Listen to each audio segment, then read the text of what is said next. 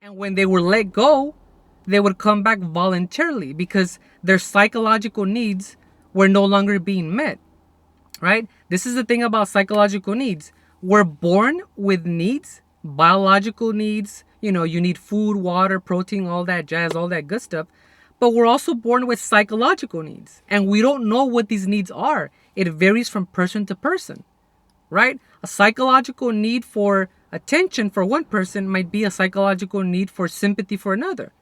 So when you experience trauma, if your psychological needs are being met, you're going to hold on to it, right? Like people who say, no one understands me, right?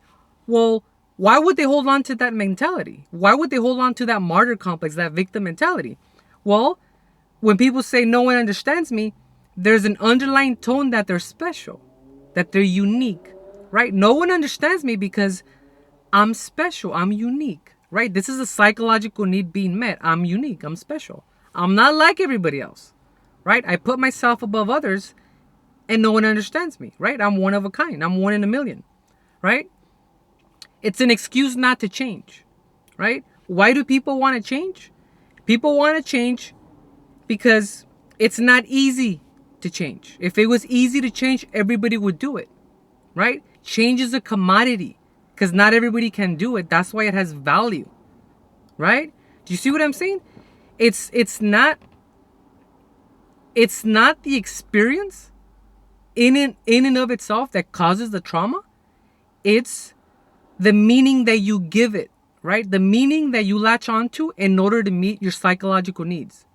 The psychological need to be acknowledged, to be sympathized for, the psychological need for attention, whatever the case may be, you get something out of it. There's an upside to getting the trauma and holding on to it, right?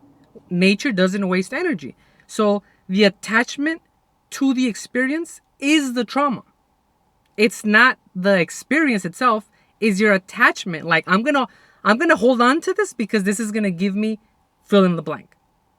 Right? This is gonna give me attention, or it's gonna give me sympathy, or whatever the case may be. That martyr complex, right? So once you have a trauma and you use your ninja grip to hold on to it because it's useful, right? I can use this, right? Then this is the reason why a lot of people have the same experience but have a different reaction, right? People experience the same thing, but people have a different reaction, which is evidence, which is proof that the past doesn't define you, right? If we had a cause and effect, and that's just the way it is, cause and effect, then everybody who experienced the cause would have the same effect. But that's not the case. We know that. We know that people have similar experiences with different outcomes, right? Some people are going to latch on to the trauma, right? Because nature doesn't waste energy, right? Trauma is a form of energy. So you're going to use that energy to serve a purpose, to get something that is going to meet your psychological needs, right? When you let go of the trauma, you also let go of the psychological needs that are being met, right? So, like I said, nature doesn't let trauma go to waste. Our emotional circuitry won't allow it, right? You do have a conscious choice of letting go of the trauma, right? I'm reminded of a quote, let me see, from a psychologist, Alfred Adler. Okay, let me read this to you. No experience